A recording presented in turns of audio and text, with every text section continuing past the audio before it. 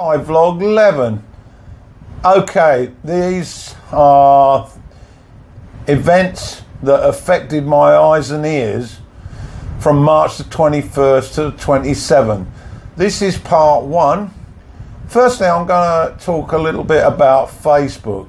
Now, there's been a lot of news stories lately about the company Cambridge Analytica and how they managed to get access to a vast amount of Facebook accounts and then proceeded to provide the information and then target on behalf of the Trump organisation and the Leave Europe Brexit organisation, target people with information that was persuasive in relation to the information they previously obtained about these people's likes and opinions.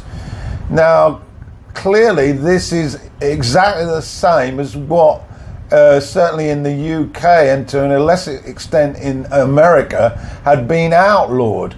The idea of political parties being able to create ads to target various groups of people on TV daily before an election was outlawed in the UK, but now apparently through Facebook it appears to be perfectly okay. Now, I believe that this had a direct effect on the election of Trump into the White House and the exit Europe vote, now called Brexit. And this I find absolutely deplorable. Facebook is an absolutely fantastic tool, but the fact that this scrupulous company was able to get inside and appear to buy information on all these people is an downright scandal. And the sooner Zuckerberg gets off his ass and tries to find out how the hell this happened, the better for all of us. Absolutely disgraceful. Okay, let's move on to something a little bit less controversial, maybe. We've had international friendlies in football last weekend, and to be perfectly honest, I think these friendlies are a complete waste of time. But having said that, let's make a few observations. The host nation at the World Cup, which starts in a couple of months, Russia, well, they are ranked up in, I think, 84 or 85 in the world, and they are absolutely dreadful. They lost both their friendlies at home to Brazil 3-0, and then a few days later, France 3-1. And to be perfectly frank, Brazil and France were doing them a favour.